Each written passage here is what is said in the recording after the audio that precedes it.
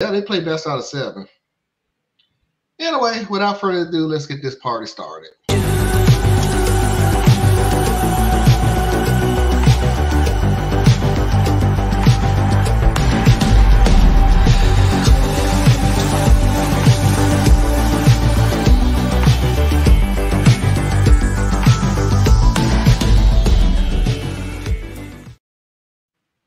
Now, we are very good at calling racism and bigotry and homophobic and xenophobic when we see it. We have no problem calling it. Dia says it. I don't care if you're racist. Just be honest with yourself that you're racist. And that's where we always fall into trouble. When you're racist, but when you know the person is racist, but they really feel like they're not racist. So here's another example. Of what I just said. And at the end, you're going to see that not only is there one issue, but 2 issues. I'm a 32-year-old female who's black, and I'm married to my husband, a 34-year-old male who's white. We've been married for 6 years. My mother-in-law, Lisa, has always made sly comments about me that I've tried to ignore over the years. At one point, she called my hair nappy and suggested that I relax it, which I shut down immediately. At one point, she made a comment about an Asian cashier's eyes and justified it by saying, "My daughter-in-law is black. How can I be racist?" When I was pregnant, she kept mentioning how she wanted our daughter to have my husband's blue eyes. When my daughter was born, she had brown eyes, and Lisa didn't even try to hide her disappointment. Later, my son was born with hazel eyes and his hair was also lighter than his sister's, and Lisa made a sly comment saying, "You can't have the best of everything," insinuating that my daughter was blessed to have lighter skin and looser hair, and my son was blessed to have pretty eyes. I've brought up my concerns with my husband, and he just brushed it off and told me that she's a product of her time. A week ago, my husband and I were holding a party to celebrate our 6-year anniversary, and naturally, Lisa was invited. Lisa asked if she could invite her friends, and I agreed. After all, it would have been a bit boring for a 56-year-old woman to engage in conversation with a bunch of 30-somethings. Anyways, when her friend showed up, she introduced me as her black daughter-in-law, which made me uncomfortable, so I pulled her aside and told her that I didn't want to be addressed as such, and she shrugged me off and said, "You're my daughter-in-law, and you're black. You people are so insensitive." In that moment, all the pent-up anger I had towards her came flowing out. I don't remember exactly what I said, but I do remember calling her a racist B-word.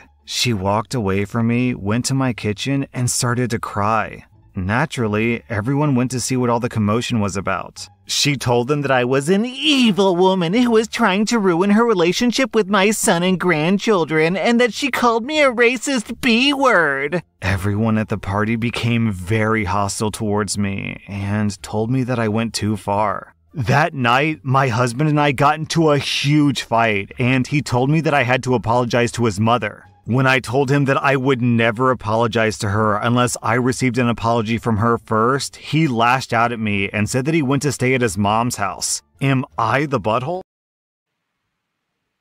No, but he is.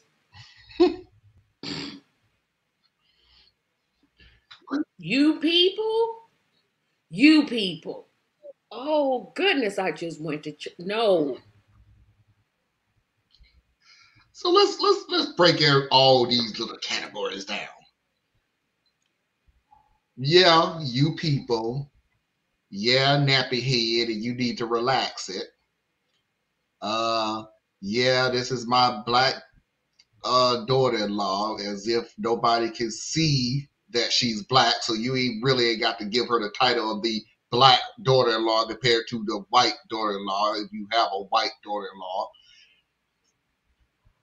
All the way to you people are sensitive. That's code for don't get mad. You always angry. You take everything so serious when you say something stupid. Now, that was one issue. Here comes the second issue. Hey, hubby, either you a mama's boy or you an underlying racist yourself. One of the two. I'm inclined to think you're. I don't think you're racist. I do think you are a mother, um, mama's boy. That mama can do no wrong. And it's real simple too to figure this out. What was the first thing that woman did after being called a racist B word? She cried. Here comes the white tears. Yep, Karen went all crazy. And the first thing out of her mouth, which didn't make any sense, but it doesn't matter because she's controlling the narrative. And the narrative is, which again, don't make no sense. She's an evil woman and she's trying to get between me and my son. How? You're the racist. How is that getting between you and your son and your grandchildren? Which, by the way, let's be totally honest with you, your grandchild. No, she had 2 children. Oh, I know she had 2 children, but I'm talking about the grandma only really cares about one. Oh, the one that looks closer to white. Yeah, she really don't care about one. So your grandchild, you don't want to miss out on your grandchild. Your daughter, you can't win them all. So that's what they do. You get called out. They come to white tears. Everything is always their fault. They're being hostile towards me. Come save me. And unfortunately, lady, OP, you married the one that's going to save her. You, sorry. But he showed his true colors. Tracy? He is a trifling, low down, dirty. Oh, I can't say what I want to say. He is the. Not only is he a mama's boy, I think he's low key racist. Because why would you stand there? He knows that she's made these comments before. He's probably heard her make these comments. He's never said, hey, until you stop making these comments about my own children or my own child, you can't come around. So yeah, I think he's low-key racist. And you can be racist in an interracial relationship. It happens. Trust me. Happens a lot. This lady, oh my goodness. Yeah, the daughter-in-law is not the a-hole. She should not, I mean, I wouldn't have called her the B word, but she should not have to apologize. And for him to ask her that, dude, just get your Klansman outfit ready and just get on the front porch and burn crosses. Because you are lower than low. When you're married, you're supposed to leave your parents and cleave to your spouse. You gonna go back to your mama's house? You could stay at your mama's house, as far as I'm concerned. You could stay. Don't come back. Don't come back, because I'm changing all the locks. I'm changing them. Oh, Tracy. Yep, he wants to be petty and stupid. Oh, I can take petty to a whole nother level. And Parker, way to pull out something old. This mother-in-law related to Don Imus. Good gracious. I ain't thought about that dude in years. But yeah, Don Imus, in case anybody don't know, was a radio personality who got kicked off of radio. Which is funny because Don Imus will do fantastic now. When he fit right in. He fit right in on Fox. Yeah, he would fit right in with them. But anyway, he was making comments. It was a black female basketball team. I can't remember what the team is, but it wound up the last part of the sentence was describing as nappy-headed hoes. Yep. So he got booted. But now that I think about it, come on back. Wait a minute, is he even alive?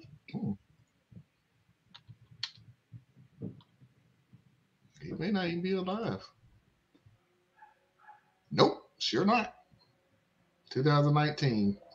Died in 2019. Okay. Well, you did fantastic in this environment right Yeah, now. with File, yeah, he'd have been You gainfully employed. you'd have fell into the category of you can't take a joke. You so sensitive. Of course, the mother-in-law thinks she's allowed to make whatever comment she wants, but the very second the woman fights back, apparently all hell breaks loose. Right. She can't fight against me. She's supposed to know her place. She You're talks supposed to when I know tell your her to place. talk. You're supposed to know your place. Some people think they have the right to determine whether or not someone else is allowed to be offended by the comments they make in a lot of situations, which always winds up getting it into a bigger fight. You are not allowed to dictate what I should and should not be offended by. That's not how this works. If I'm offended by something that you said, I'm offended by something that you said. Right. Now, which is kind of funny because I got a story where it falls into the category of what I just said, and then it really doesn't. But oh yeah, 2019. Yeah, it was. I just looked it up. It was 2019. So yeah. Alrighty. So let's move on to the next one. Oh, wait a minute, there's not more? No, that's it. Oh, thank goodness. I'm about to say, how's she gonna say an Asian slur? My daughter-in-law is black. Like that could What has that nothing to do with the other one? Wait a minute. I mean, literally, you could not be racist. Apparently, people have this tendency to think bigotry is you're bigoted towards everybody. No, you can be cool with black people and just hate Asians. Or you can be cool with black people and hate Latinos. You know, you have that ability. Now, 9 out of 10, let's call it the way it is. If you hate one minority, you sort of hate them all. But still, there are some people who just do not like a certain race. I'm still ticked off at this father letting his mother make comments about his biracial children. He's a mama's boy. There's mama's boy, but dang, your children, like these are your descendants, and you gonna just let her say that? Come on, man. Yep. No, because whether he believes it or not, this is what falls into the category of the mama's boy. If he does believe his mama, oh, she's just a product of her times. And so just let it go. They ain't that big of a deal. In other words, she's trying to tell his wife she can't help herself. That's how she is. She can't help herself. And she needs to do it. Well, no, that don't work because it's not the same when black people insult white people. It's not the same.